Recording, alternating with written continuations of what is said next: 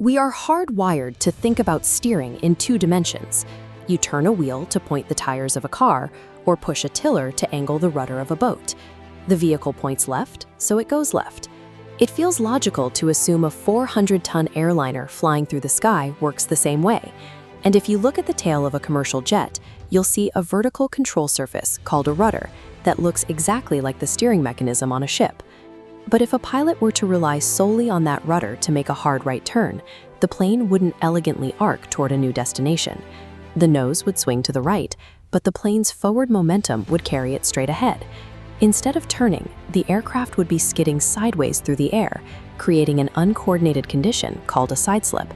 So if aiming the nose doesn't alter the trajectory of a jet traveling 500 miles per hour, how do you steer it? Up in the atmosphere, there is no solid ground or dense water to push off against. To change direction, an airplane must actively manipulate the aerodynamic forces that hold it suspended in the air. A turn begins on the trailing edges of the wings, using control surfaces called ailerons. By raising the aileron on one wing and lowering it on the other, the pilot changes the airflow to drop one side of the aircraft and raise the other, rolling the plane into a bank. This is a cross-section of an aircraft in level flight. The wings are generating a massive amount of aerodynamic force, shown by this vertical arrow. That lift points directly up, countering the downward pull of gravity. When the airplane banks, that lift vector tilts with it. The wing is no longer pushing straight up. That upward force splits into two forces, a smaller vertical force still fighting gravity, and a horizontal force pointing sideways toward the inside of the turn. That horizontal arrow is centripetal force. It acts as a tether, pulling the airplane's forward momentum inward and curving its flight path. On large airliners, pilots get extra help initiating this roll from spoilers. These cannons raise up on the descending wing to disrupt airflow and reduce lift, allowing for precise control of the bank. Airplanes do not technically steer. They roll to redirect their lifting force, using the pressure of the sky itself to carve out a new path. But angling your lift sideways creates a problem. Because a portion of the airplane's lifting force is now dedicated to the turn, the remaining vertical lift is no longer strong enough to hold up the airplane's weight.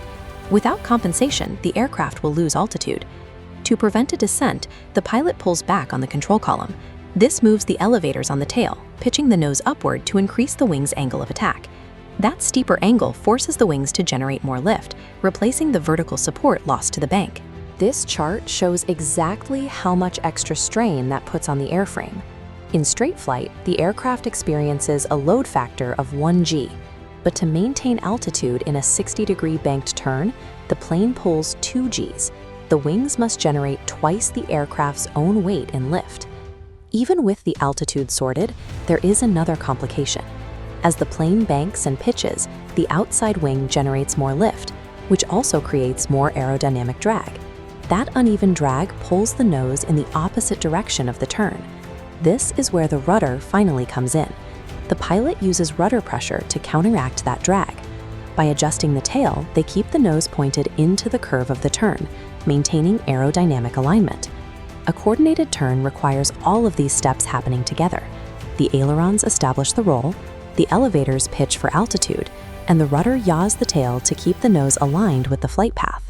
That gentle swoop to the left is the result of constant, precise coordination across all three rotational axes.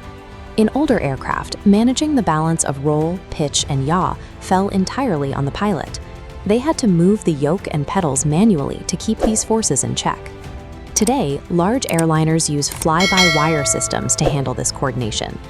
The pilot or autopilot inputs a desired heading, and onboard computers calculate the adjustments required to stay on path.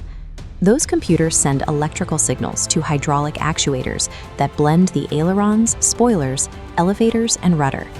The system makes tiny corrections before the plane can even begin to lose altitude.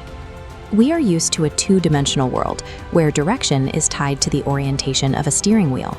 But in the sky, travel is three-dimensional, governed by fluid dynamics instead of tires on a road. To alter the course of a massive jet, you don't aim the nose. You reshape the pressure zones surrounding the wings.